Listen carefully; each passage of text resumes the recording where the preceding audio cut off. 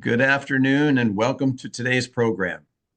I'm David Brashear and I'm the director of the Muscarelle Museum. It's been a great week for us. On Thursday, our exclusive exhibition, Michelangelo, the Genesis of the Sistine, organized by a member of the Muscarelle Museum team, curator Adriano Marinazzo, the exhibition received another positive review, this time in the Wall Street Journal. And I want to just mention a few things that the critic, Lance Esplin, said. He said aesthetic excellence, daring scholarship, and deft showmanship elevate Genesis to monumental scale. And later then in his review, he called the exhibition a visually rich, thought-provoking triumph. We're very proud to have received such positive notes on our presentation. As you may know, the Muscarelle, having arranged this show, will be the only venue for this amazing exhibition. It runs only through May 28th, so please get your tickets and come for a visit. In addition to our special event today, we have two more presentations coming from curator Adriano Marinazzo, both to be held here at the museum. On April 8th, he'll discuss the main ideas behind the exhibition, and on April 28th, he'll explore the connections between the ceiling fresco and the project he was hired for by Pope Julius II, his own tomb. Well, it's my pleasure today to welcome author and scholar Ross King to our spring Muscarelle Explorations series focused on Michelangelo and the Sistine Chapel, of course, in conjunction with our special exhibition. We were fortunate in the fall of 2023 when the Muscarelle's Board of Trustees traveled to Italy to have Dr. King as one of our tour leaders, and great friendships were struck all around.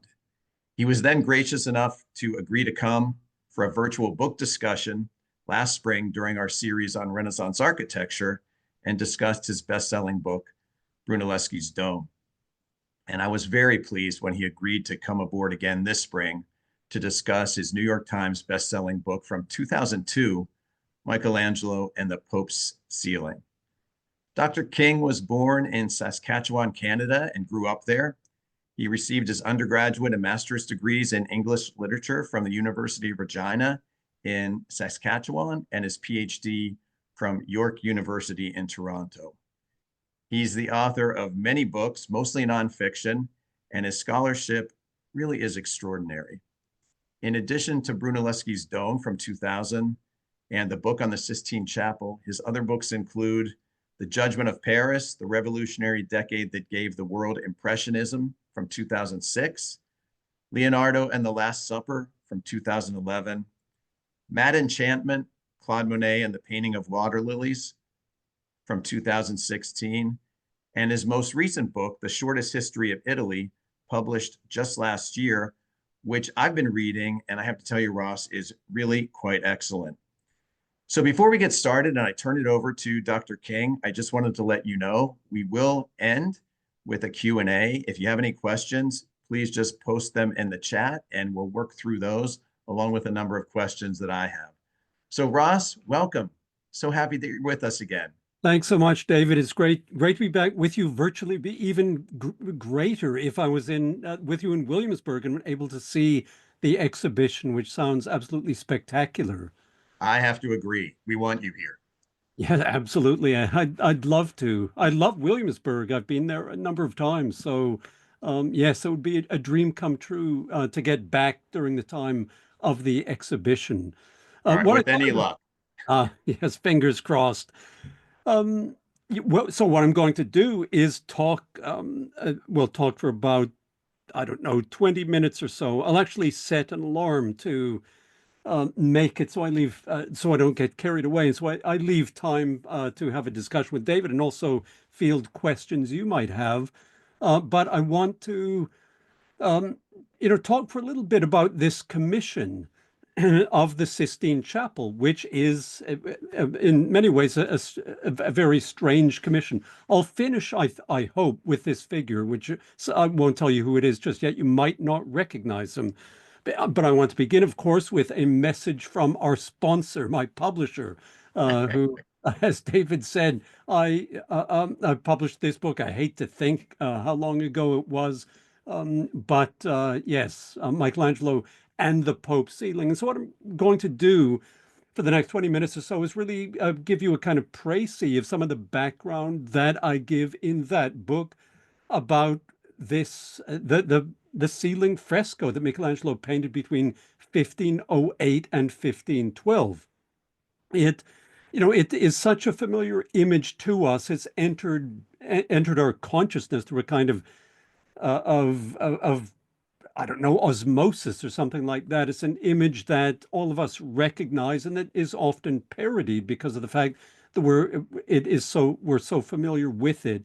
But I think it's really interesting if we look at the fresco not as an end product and the masterpiece that it is, the work that was unveiled in 1512, but rather to go back, to rewind a few years and look at it as a process. So what I want to do is essentially reverse engineer the painting and look at the historical circumstances that attended the creation of it and also the personal circumstances of Michelangelo, because I think it's all too easy with great works of art like this to think of them just as the masterpiece they became instead of the sort of messy process out of which they arose. And so I want to look at a bit of that messy process. And it's a wonderful story, wonderful for us to think about, difficult for Michelangelo to live through, and in some ways, some of the other characters involved.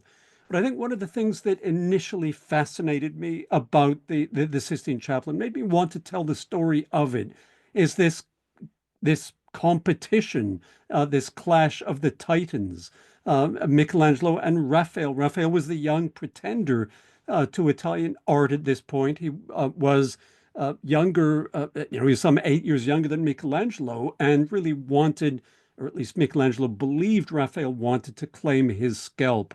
And so both of them end up in working in Rome in 1508 on two of the most famous fresco cycles in the history of Western art, just, literally a few feet apart from one another in the Vatican Palace.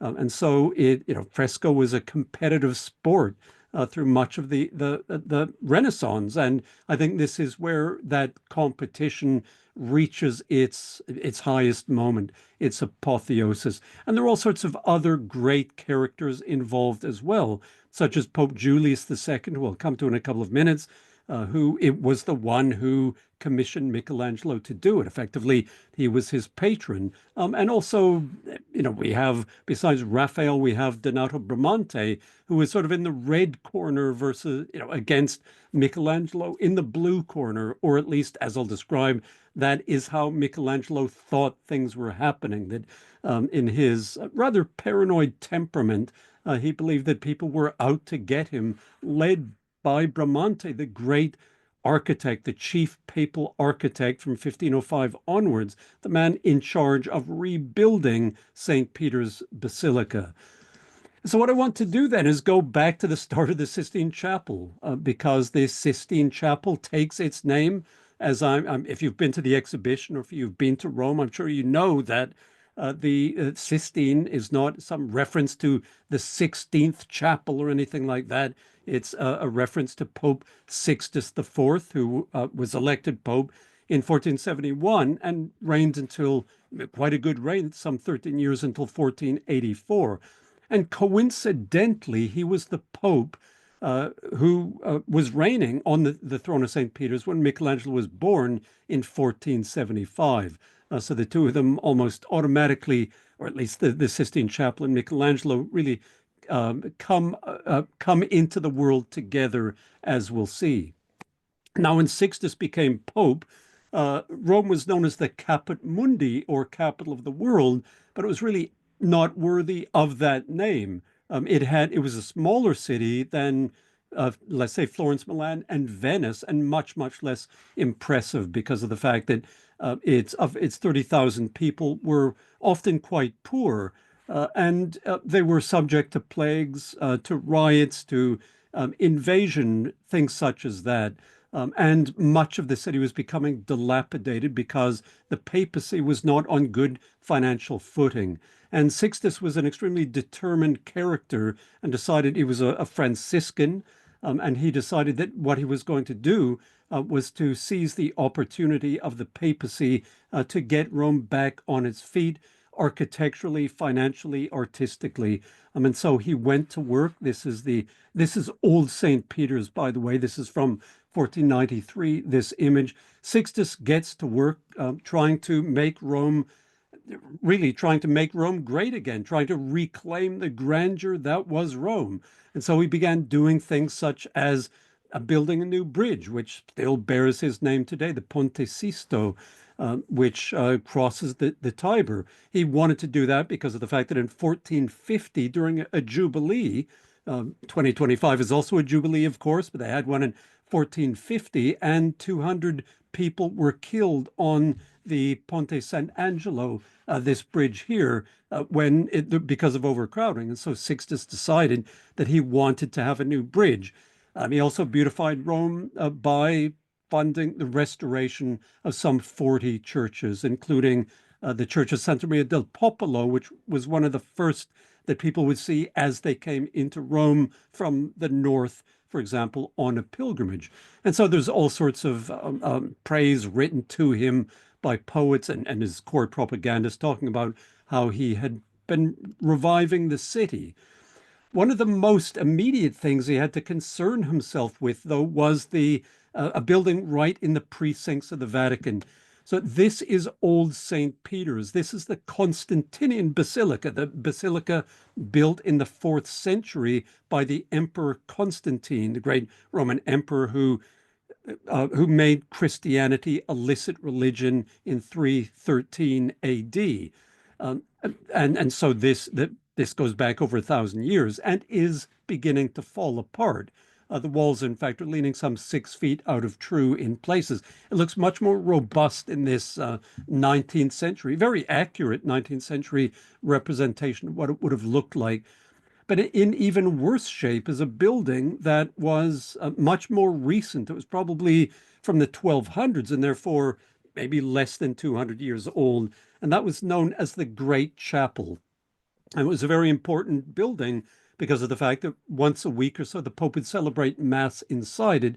But crucially, it was the place in which, after one Pope died, the cardinals would get together to elect his successor. Therefore, this is the place where the conclave took place. And you might know that conclave comes from the word conclave, or the Latin conclavis, with key, because they'd literally be locked inside until they had a pope, a new pope.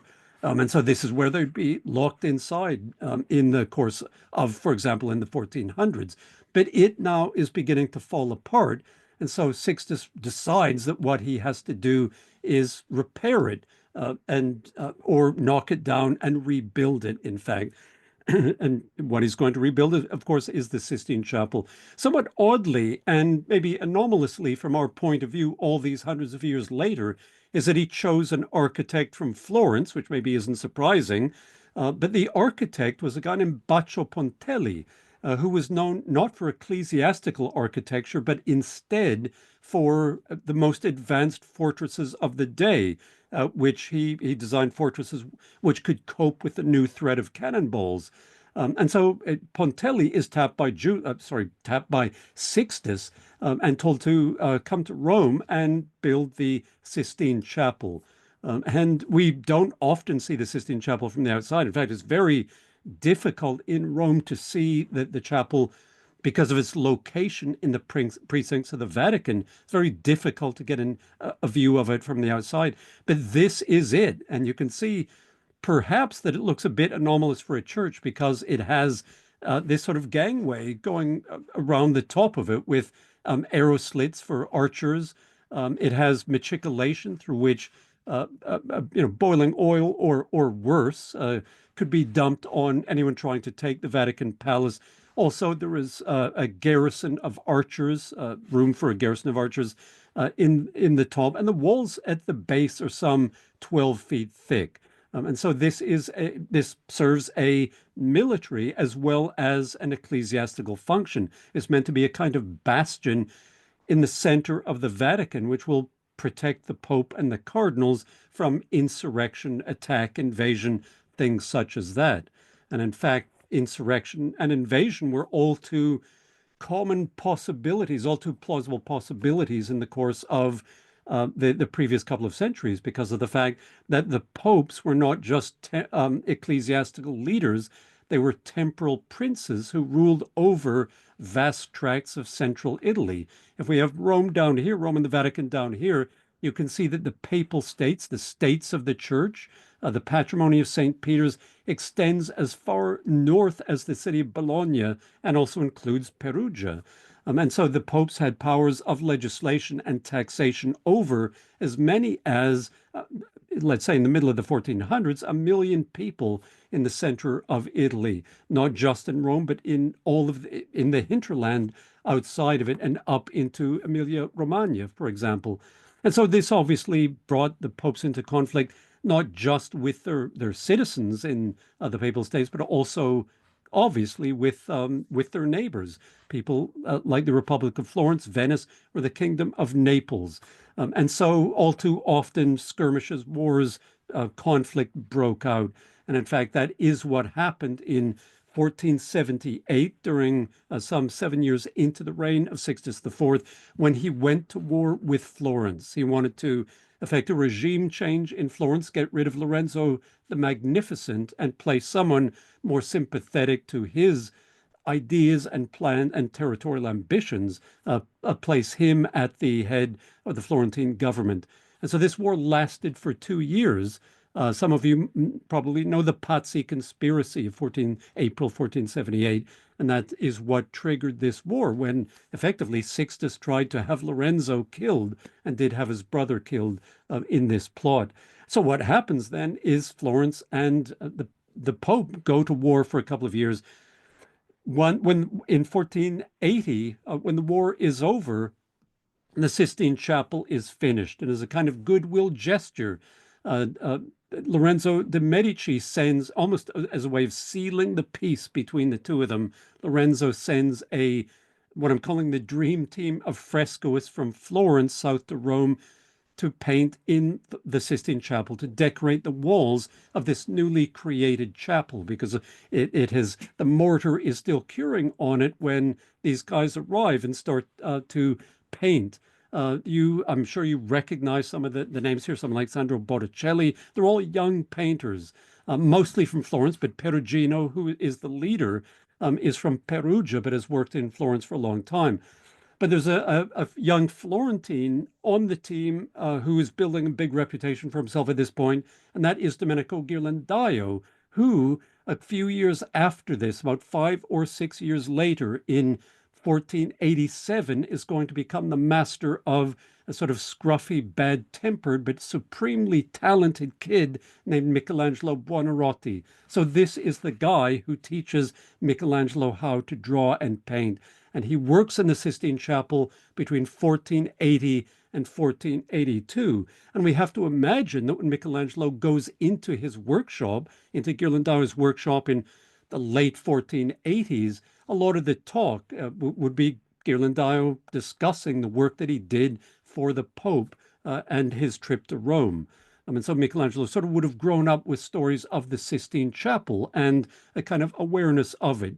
And intriguingly, for what is going to happen a couple of decades hence, Michelangelo and Ghirlandaio appear to have fallen out.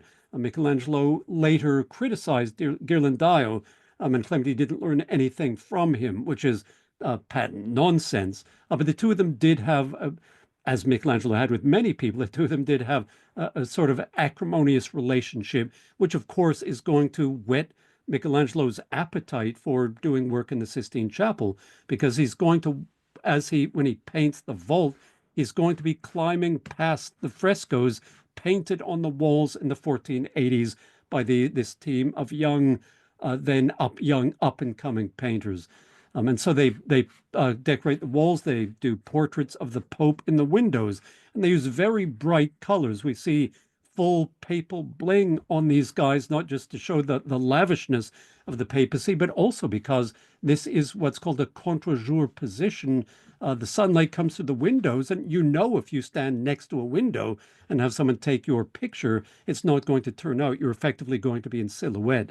And these guys want their work to be seen, and so they use very bright colors. And that's something that is going to also influence Michelangelo when he comes to paint a couple of decades after this. The this was actually a competition that we had in the Sistine Chapel in the early 1480s. The Pope said, "There's money on the table for who's ever painting I like the most." Most art historians would have given the prize to Pietro Perugino. In fact, Cosimo Roselli, someone else, was chosen by the Pope who liked glittery things, and there was lots of gold in Roselli's painting. Most art historians like this one. It's really a masterpiece of Ghirlandaio, and it shows the foundational moment of the papacy when Christ gives the keys to St. Peter and says, he names him Peter and says, "Upon this rock I will build my church. I will give you the keys to the kingdom of heaven." And that's why these keys are, of course, the symbols of the papacy. And if you have a trivia question, who was the first pope? Who was Pope number one? You're looking at him. It is St. Peter. And so to go back to conclaves, the Sistine Chapel obviously becomes the place where the cardinals, on the death of the popes, gather to elect a new pope. And very quickly in the 1480s and 1490s, this uh, fresco takes on a kind of symbolic importance or a kind of portentousness because of the fact that, well, as you might know, the cardinals would have their cells inside the Sistine Chapel where they would eat, sleep, pray, campaign, scheme, things like that. And whoever got the cell beneath the giving of the keys to St. Peter was regarded as the one who was the favorite because, obviously you would be well disposed to portents at that time. And whoever gets the spot beneath the foundational moment of the papacy probably has a good chance of becoming Pope himself. Now, fast forward to November the 1st, 1503, when the guy who gets the spot beneath this fresco is a guy named Giuliano della Rovere, and he is the nephew of Sixtus IV. And lo and behold, he gets elected Pope. He probably paid bribes to get that cherished cell, that cherished spot beneath Perugino's fresco, because he certainly did bribe most of the other cardinals who hated and feared him. But because he's an absolutely terrifying character. This is a portrait by Raphael painted almost a decade into his papacy when he was at a low point because of some military setbacks. And it doesn't really capture the sort of the awesomeness or the terrifying nature that he had. He became known as Il Papa Terribile, the terrifying Pope, the awesome Pope. And as I say, this is the guy who is going to become, a couple of years after his election, the patron of Michelangelo. But when Julius takes the throne, he realizes he's got a similar problem to his beloved uncle. So my alarm is just going. So I'll talk for 5 or 10 minutes, David, and then Max, and then I'll come out and we'll talk. We'll have a Perfect. discussion about everything I'm not going to be talking about in the next 5 minutes or so. But what he realized is he had a difficulty with the Sistine Chapel because the south wall, because of poor foundations, were leaning 6 feet out of true, and therefore and causing danger to anyone who went inside it. And so what he solved the problem thanks to an architect named Giuliano da San Gallo, a Florentine, who put iron tie bars into the vault. And they're still there, but of course, in order to do that, he cut through the fresco that was on the ceiling. And this fresco was not painted by Perugino and the Dream Team because the vault of a chapel was not where the interest was, not where you put the figures and the narrative scenes and things such as that.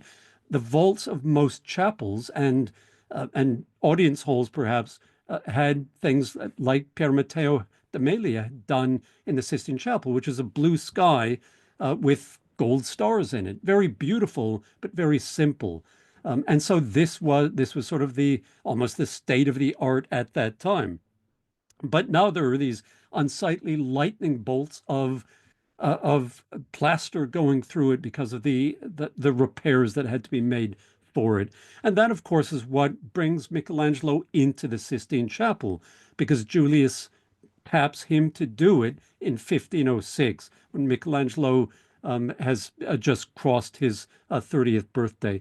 But of course, Michelangelo at this point, as you might know, is not known as a painter. He's world famous as an artist because before the age of 30, he had created the Pietà, in which he carved in Rome for the tomb of a French cardinal. And he'd also, a couple of years after that, unveiled the David in Florence. These were two epoch-making uh, statues which caught the attention of everyone.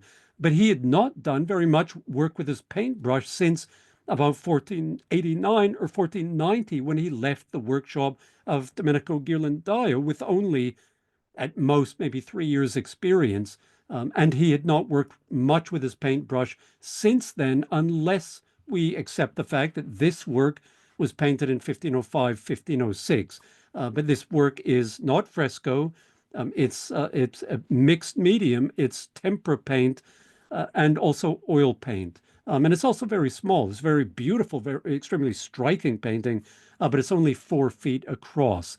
And so this does not equip him to work in the very difficult medium of fresco, working dozens of feet above the ground on a curved surface. He could have painted this in, sitting at home in his studio. Now, something very different is being asked of him to paint these 12,000 square feet. And so the reason I mean, you might say there's a very odd thing for Julius. Why does Julius ask him to do that? And the answer is that, and Adriana will be talking about this next month.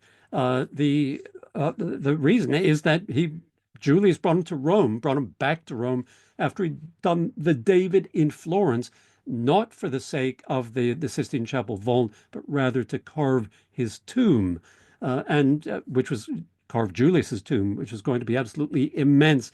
It's going to be some 40 feet high with 40 life-size and over life-size figures on it. Would have taken Michelangelo the better part of his life had he been allowed to work on it. And this is one of Adriano's um, uh, uh, models of what it would have looked like, what the architecture would have looked like. I mean, it's as big as a house. Yeah, and there are obviously going to be the 40 statues on it, with at the top a bronze statue of the man himself, Julius II. So Julius was a stranger to all modesty, and this is what his tomb was going to be like. It was going to be like the tomb of a Roman emperor, and the man he wanted to do it was Michelangelo. And Michelangelo was extremely eager to do it, and he went off to Carrara in the Apuan Alps and carved out, chose 100 tons of white marble, the kind of marble that he, from the same quarry that he got the marble for the Pietà a few years earlier. And so he could not wait to start on this. He realized that this would make his reputation at least as much as the David and the Pietà. But, and I'll just finish now as we come up to the start of the painting, he believed that there was a plot against him in Rome, and that he was, what happened is in 1506, he came back to Rome with all of his marble, his 100 tons of lunar white marble, eager to start work with his chisel when the Pope said, "Stop, I don't want you to do it. Instead, I want you to paint the vault of the Sistine Chapel," something for which, just to emphasize again, Michelangelo did not have the skills, the knowledge, or more importantly, at that point, the appetite.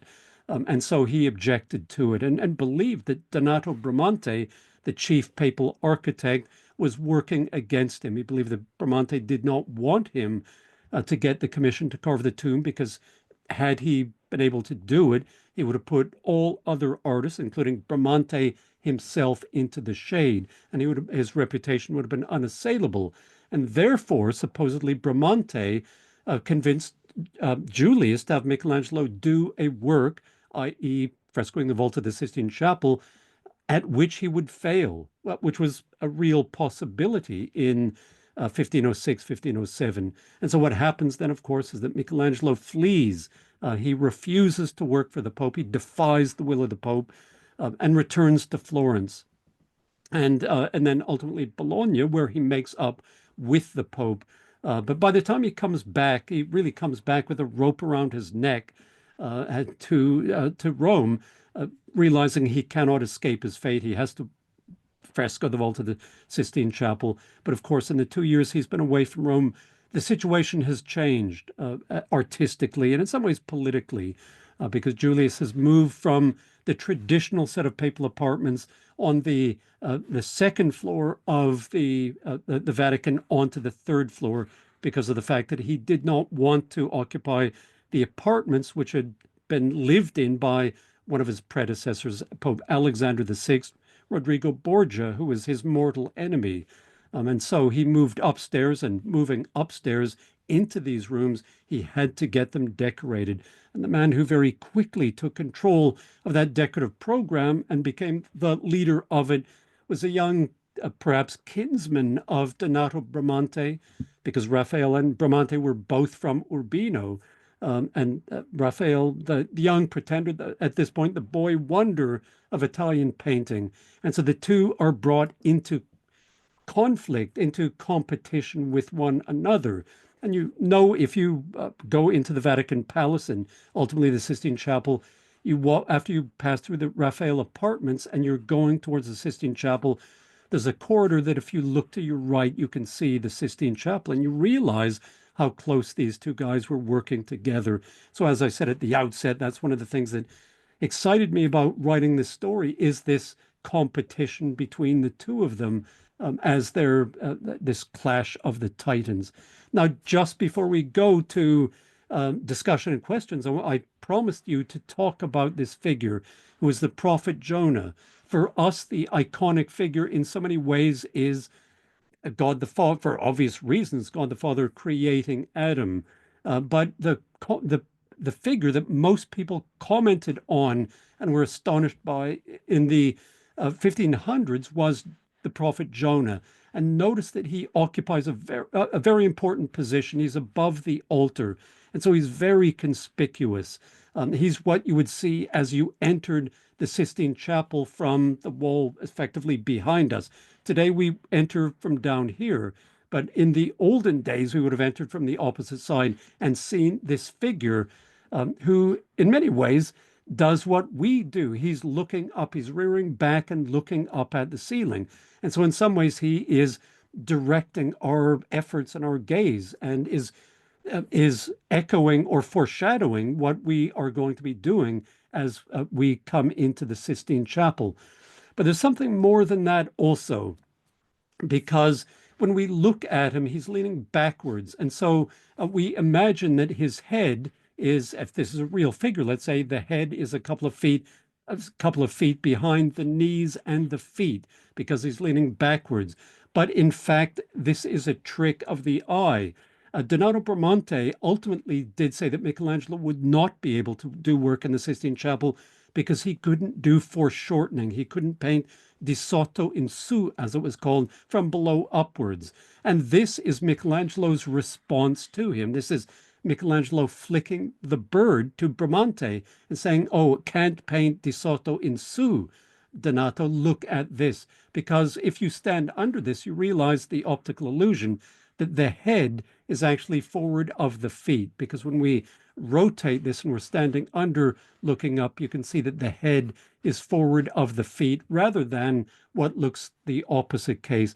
And this is really the first example in art history that we get of this kind of trompe l'oeil on a ceiling. Ultimately, of course, the Baroque artists of the 1600s are going to run with this and create absolutely amazing visual effects, but it really goes back to these a few square feet in the Sistine Chapel with Michelangelo.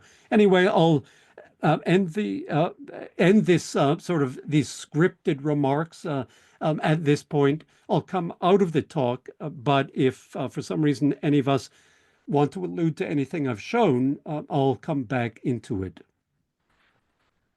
Great, Ross.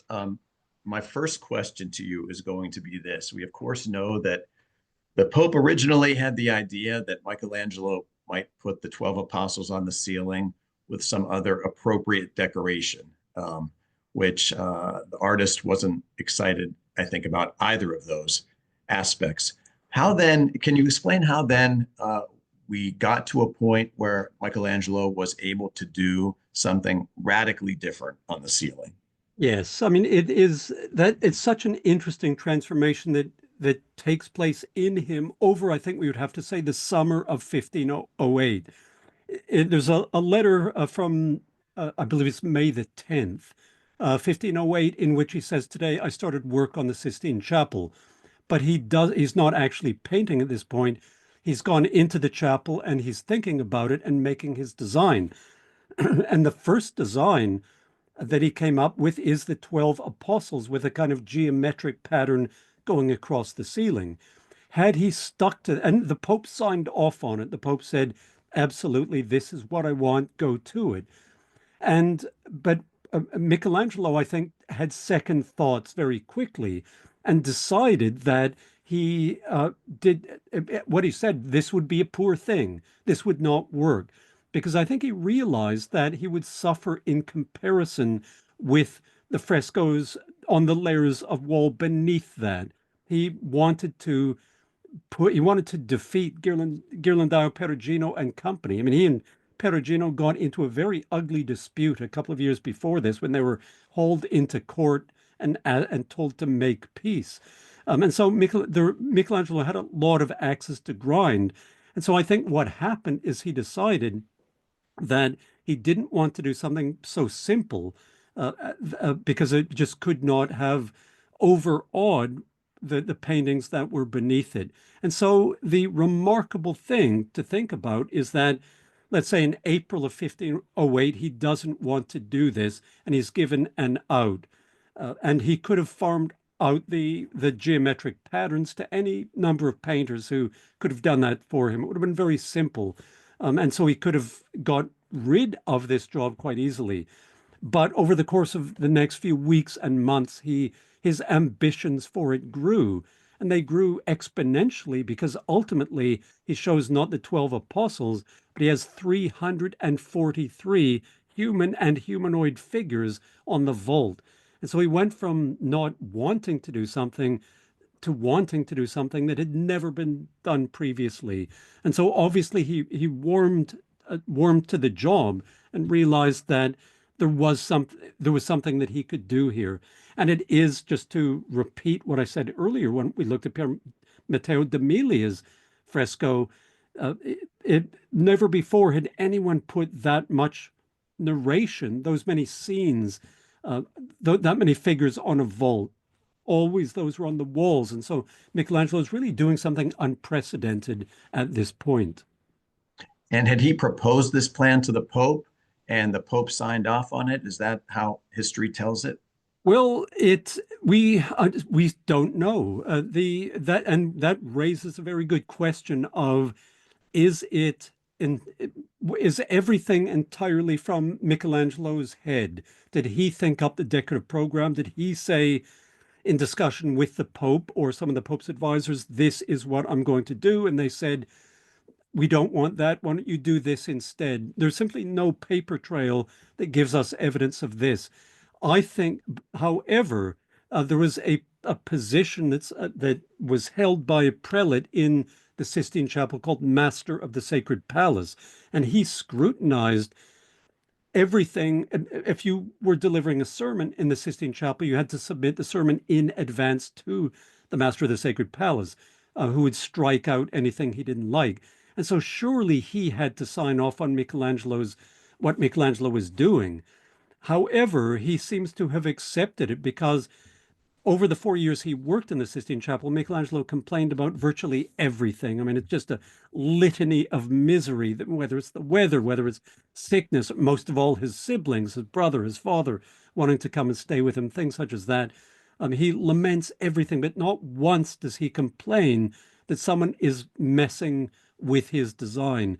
And so I think it seems that he probably did create it himself, maybe in conjunction with the Augustinian, who I discussed in the book, Egidio da Viterbo, who is a a great Augustinian preacher and scholar, and might have had some sort of input helping Michelangelo think his way into it, but then appears to have stepped back and just let him get on with it. Let's talk a bit about the process, because many of these artists that were some of the largest talents of the Renaissance time were unskilled and unpracticed in the art of fresco. Michelangelo and Leonardo being two notable ones at one moment in time, put up against each other in the great city palazzo in Florence to decorate two opposing walls. And neither of those frescoes end up getting done. Leonardo's, I think, fails miserably because the plaster is too wet and it just doesn't adhere and it falls. But that was one of the things that I think Bramante had hoped maybe Michelangelo might fail at on the Sistine Chapel, was that this was a new art. He didn't know how to do it. Can you tell us a little bit about how and why he was able to become so skilled so quickly? Sure. First of all, you're right. It was logistically extremely difficult to paint in fresco.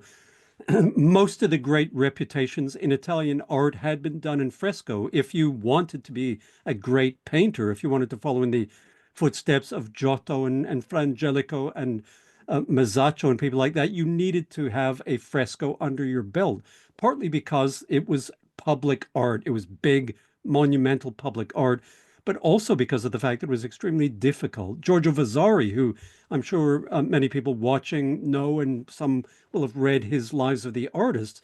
Giorgio Vasari said that anyone can paint in tempera, i.e., egg tempera, but only the most manly, only those who are the most virile can succeed at fresco. And that's because of all of the difficult steps that it takes in order to do it. If you're painting a vault, you're not just painting, doing a kind of paint by numbers across the vault on dry plaster. What has to happen is you turn up at 8 o'clock in the morning and hope that your plasterer turned up at 7 o'clock and slathered a coat of plaster across maybe 2, 3, 4, 5 square feet, onto which you and your assistants then have some 8, 10, 12 hours to get your design to working just in watercolor. Fresco is watercolor. You dilute your pigments with nothing but water. You cannot use egg tempera because it will not, the alkalinity of, sorry, I'm not sure why this is going a second time. It's telling me to shut up, I suppose. The Don't. um, and so the beauty of fresco is it was so durable because after 12 hours, let's say, chemically the pigments became part of the wall as the plaster dried. But of course, you had to work very, very quickly, which is why Leonardo da Vinci did not work in it, because of the fact that he liked to think his way into it. He liked to repaint. But fresco really was a one-shot deal. And Michelangelo did have some experience in fresco, little experience as an adolescent in the workshop of Ghirlandaio. But as I said, it was 1490 since he last climbed up onto a scaffold and charged his brush with paint. And then he would have done it with Ghirlandaio at his side, telling him what to do. The question then is, you ask us, how does he succeed? He succeeds in steps, in some ways in baby steps initially, but he needs to get assistance. There's in his autobiography, as I like to think of it, this biography that was written about him by a friend of his, Ascanio Condivi, who Michelangelo effectively sat down and dictated his life to him. In that, Condivi reports that Michelangelo painted the vault of the Sistine Chapel without anyone to assist him, without even to grind his pigments. No, everyone doubted that story, and the great Michelangelo scholar William Wallace discovered maybe 20 or 30 years ago that there a document which shows exactly who worked for him, how much Michelangelo paid them, and what exactly they did for and with him. And typically and wisely, he called up his friends in Florence and got good Florentine painters to come down and help him. But the interesting thing is that at the end of the 3 years of painting, he painted for 3 years. He took 1508 to 1512, but he took a year off in there. He took the year 1510 off. So he really just worked for 3 years. But by the end of those 3 years, so if in 1508 he's a rookie and is in some ways not very good, and there because he had all sorts of difficulties, by 1512 he's the best frescoist there's ever been.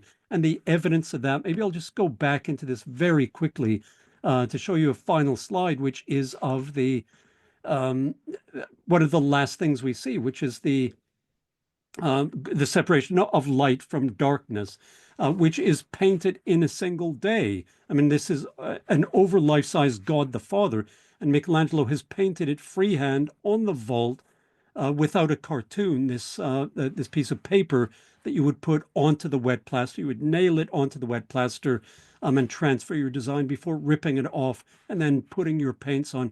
Michelangelo, by this point, after by the summer of 1512, was so adept at painting that he is able to do it the way no one has ever painted fresco before.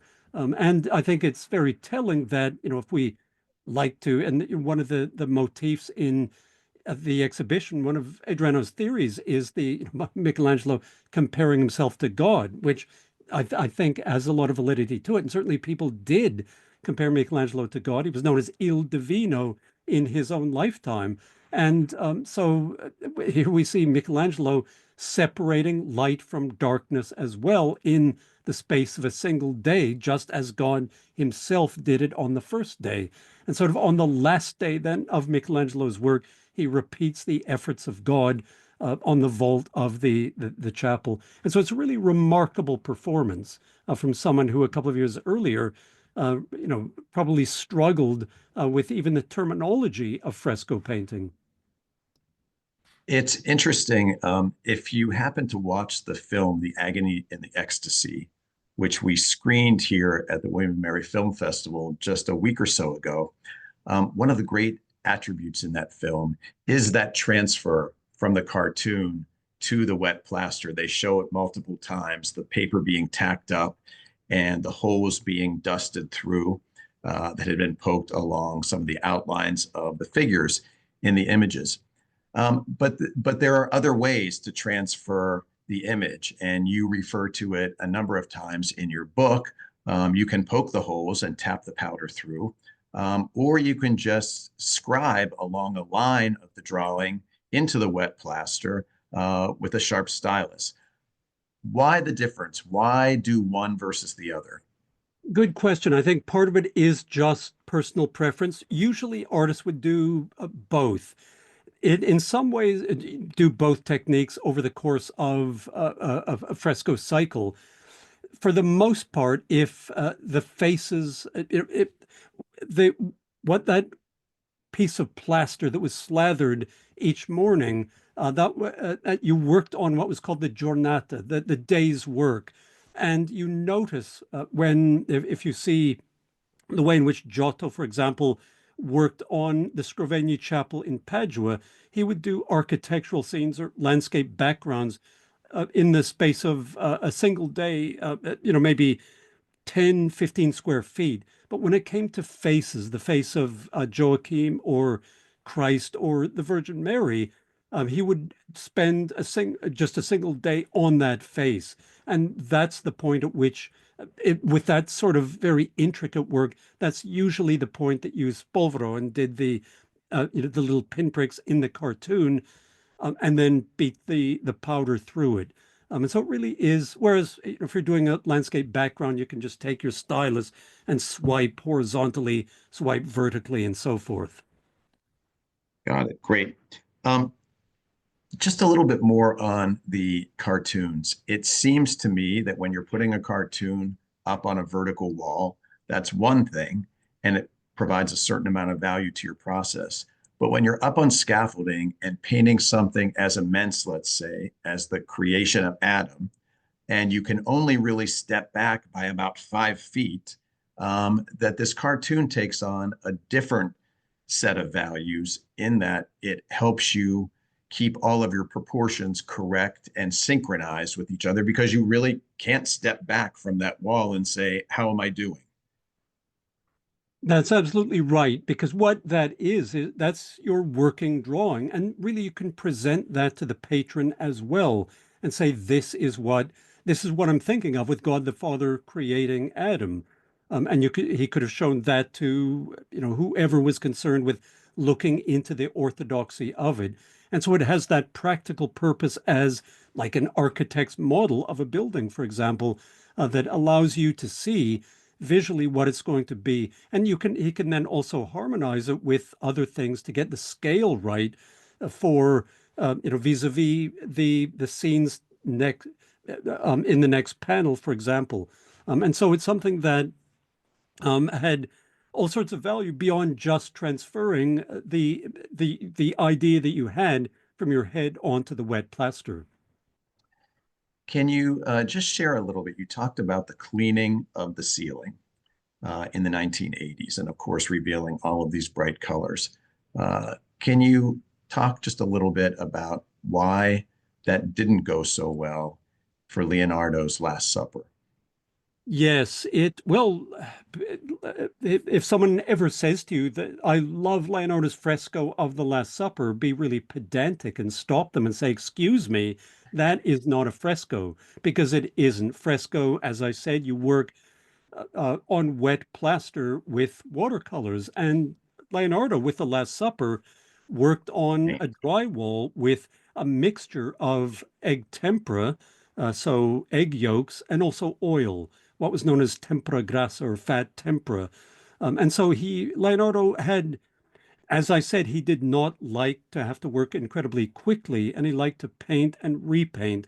And there are eyewitness accounts of the way he worked on the Last Supper, and he would repaint a scene that he did, for example, 2 days before.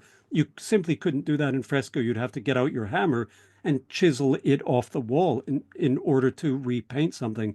And so Leonardo had no appetite for fresco and believed that he could find, despite the fact that all of the painting manuals said that whatever you do, do not paint with oil paint or tempera paint on a dry wall because it will flake off. Leonardo believed that he could find the magic recipe, the secret ingredient that would allow him to do it. And so I think if you went into his studio in Milan in the mid 1490s when he was working on the Last Supper, there were probably cauldrons bubbling with there sorts of all sorts of scents of resins and things like that as he experimented with oils and pigments to try to get something that he believed could withstand the action of the plaster, but also the ravages of time. And sadly, of course, not even Leonardo da Vinci was able to do that because as early as 1517, there are reports, so less than 20 years after it was finished, there are reports that it was flaking off the wall. And so the controversy about the cleaning that began just before the cleaning of the Sistine Chapel in the 1980s, the controversy was that it was believed that Leonardo's work was what was left of it was being taken off. And so it became a very public process with all sorts of scientists and art historians going and studying the process. And a lot was learned about the technique of fresco at that time and about how you should clean a fresco or how you should clean a mural. And the Sistine Chapel, in some ways, was the beneficiary of all of that. Although some people watching might remember that the Sistine Chapel cleaning was incredibly controversial. Likewise, and if you saw it in, for example, the 1970s, 1960s or 70s, you went into the Sistine Chapel, in the first place, you would have gone in and not had the hordes of people that you have today, but you would have looked up and you would have seen something very murky. And the theory developed and was promoted by a number of art historians, such as James Beck at Columbia, that Michelangelo didn't know anything about color. He was a sculptor, and therefore, didn't use bright colors. He modeled in light and dark, and that's what the vault of the Sistine Chapel looked like. And so, when the chapel was cleaned and we got these very brilliant colors, and critics called it a Benetton Michelangelo. When we got these brilliant colors, people like James Beck had to retreat. Well, they didn't retreat and say that, in fact, I got it wrong. They said, you restorers have destroyed the painting. Yes, Michelangelo might have put those bright colors on, but then he slathered all the dark colors over it. which really is not. I think that argument has is 20 years in the past. No, I don't think anyone would subscribe to that now. Michelangelo was a brilliant colorist. Let's talk for a minute about the content on the ceiling.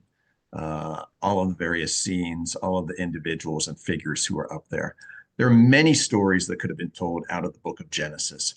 Why the ones that were chosen by Michelangelo? Good question.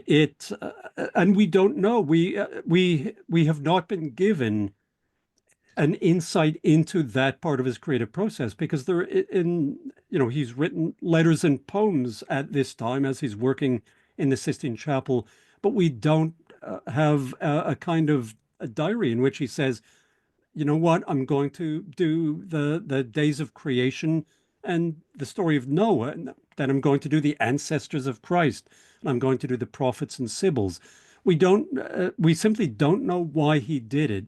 And in some ways, those creation scenes are, and the fact that he paints Old Testament scenes, that is somewhat anomalous because usually, for the previous century, artists had, for the most part, by no means exclusively, but for the most part, they concentrated on the New Testament. So you'd have stories from the life of Christ or of the Virgin Mary or of St. John the Baptist and things such as that. And so Michelangelo goes back to the Old Testament and the very early parts of the Old Testament and gives us these, in some ways, very primeval scenes, and literally primeval in terms of the creation scenes. And so it's yes, it'd be very interesting to know why, whether these were scenes. In the book, I try to argue that the sort of primitiveness of something like the flood appealed to him because of the fact that he would have witnessed flooding. And it also spoke to his talents as someone who could paint struggling nude figures. But really, we don't know why, in particular, those scenes. The prophets and sibyls were often done on vaults.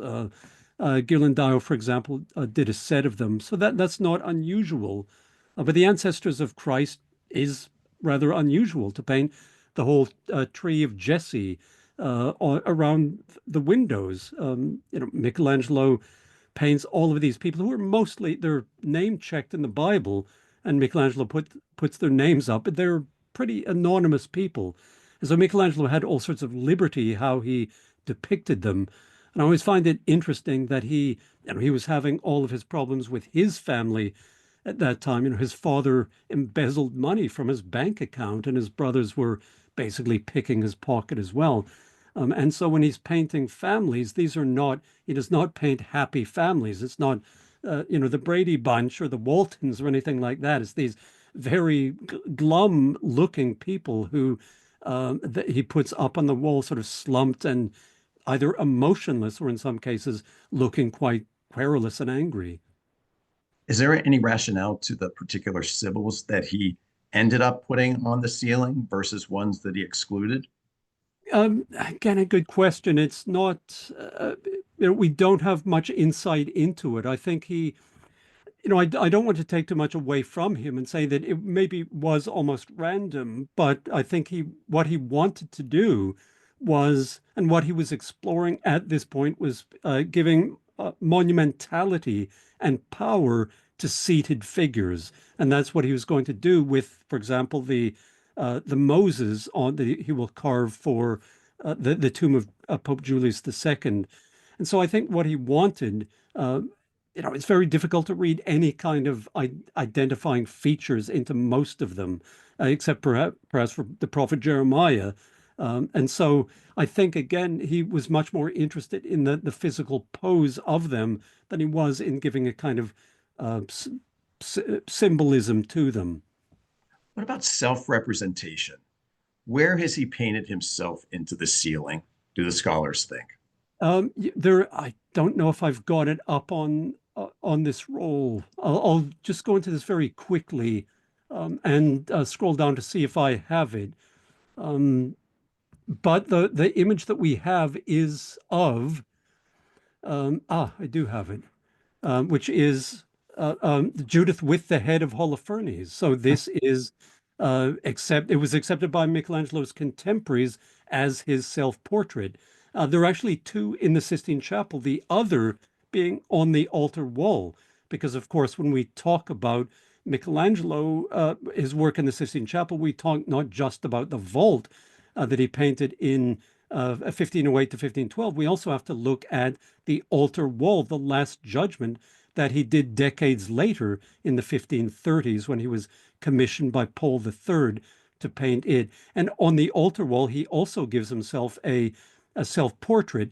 Both of the self-portraits, something that Freud wrote about Leonardo da Vinci. I don't think he wrote about Michelangelo, but it would be intriguing for Freud to look into how Michelangelo represented himself, because he has been beheaded. We see his disembodied head. We're thankful, by the way, to a sculptor named Piero Torrigiani, who was an adolescent. He was Michelangelo's age. They studied together, and Michelangelo insulted Torrigiani. They got into a fight, and Torrigiani was a very burly chap, uh, punched Michelangelo in the face and broke his nose. And that then helps us identify images of Michelangelo. But Michelangelo's contemporaries said that this was him, so disembodied, killed by a woman. And then the other one, which I don't think I have, but you can easily find images of it, is Saint Bartholomew, who is on the altar wall. And more specifically, the skin of Saint Bartholomew. Bartholomew is the patron saint of skinners because of the fact that he was skinned. His punishment his martyrdom was that he was skinned alive. And Michelangelo shows his face, his very distorted, almost anamorphic face, in the guise of Saint Bartholomew. And so once again, this is something that Freud could have all sorts of fun with. That he's the sloughed off skin of a martyr who died a horrible death, or he is the disembodied head of a tyrant who persecuted the Jews and was killed by Judith, by the Jewish heroine. So make of that what we will. One final question, Ross.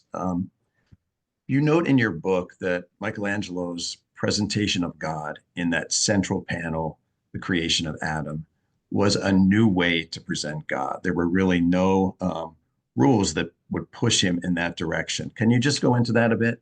Yes, I mean, it's become such a an iconic image for us that we forget the novelty of it. God the Father was shown previously in art, in Florentine art, for example, and Michelangelo would have seen when he was in Bologna in 1507 doing some work for the Pope that Julius set him to work doing before he brought him to Rome to work in the Sistine Chapel. There are reliefs on the cathedral in Bologna by Jacopo della Quercia, which show God the Father creating Adam. But God the Father is earthbound. He's standing on the ground. Likewise, Masaccio, the great Florentine painter in the 1420s, did an image of God the Father in his Holy Trinity, a work that I'm sure a lot of you know. And God the Father is actually standing behind Christ and really offering Christ on the cross up to us. And so you do get full length, and Lorenzo Ghiberti likewise on the baptistry doors in Florence, the baptistry of San Giovanni, the bronze doors likewise. We see God standing on the ground, creating Adam, who is this figure who is slumped. And it's almost like God is helping to his feet, someone who's a marathon runner who has collapsed or something like that. And so to give God this kind of aerial presence and to give him wings, if not literally, at least figuratively, to make him flying through space and reaching out and with a fingertip touch, animating, animating Adam, it is really something extremely innovative. And and also, I mean, I got asked the question, and I'm wondering, I did a talk on Michelangelo or Vasari, Giorgio Vasari's representation of Michelangelo 2 nights ago. And someone asked me in the conversation afterwards, is God the Father a representation of Michelangelo? And I'm now wondering if that person had been to the Muscarelle and seen your exhibition, because I'd never been asked that before. And it's an intriguing question. The way I answered it then was to say, and I'm not sure if I still agree with this, perhaps, but what I said was that God the Father is older and Michelangelo is in his mid-30s at this point.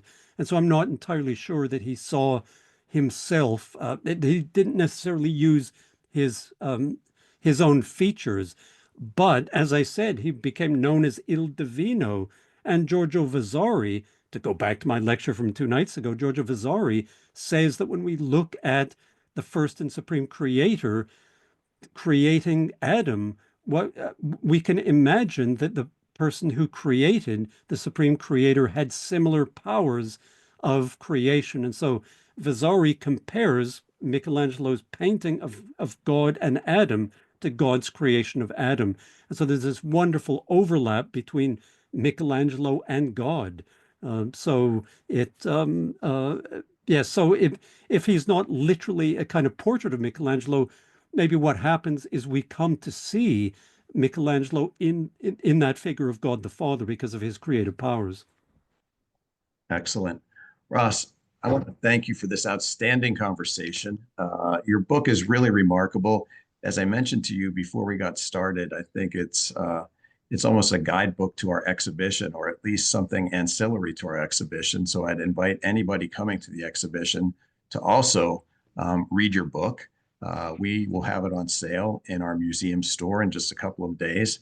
But I thoroughly enjoyed it. I thought it was immensely rich in detail. We'll get into some other conversation one day on what your research methods are, because you obviously are really well schooled and deeply thoughtful and investigative in how you create these great stories. Thank you for being here with us today once again. We look forward to having you here at the museum someday in the future, and also to reviewing another one of your books at some moment, maybe next year. Absolutely. I'd look forward to it. Thank you, Ross.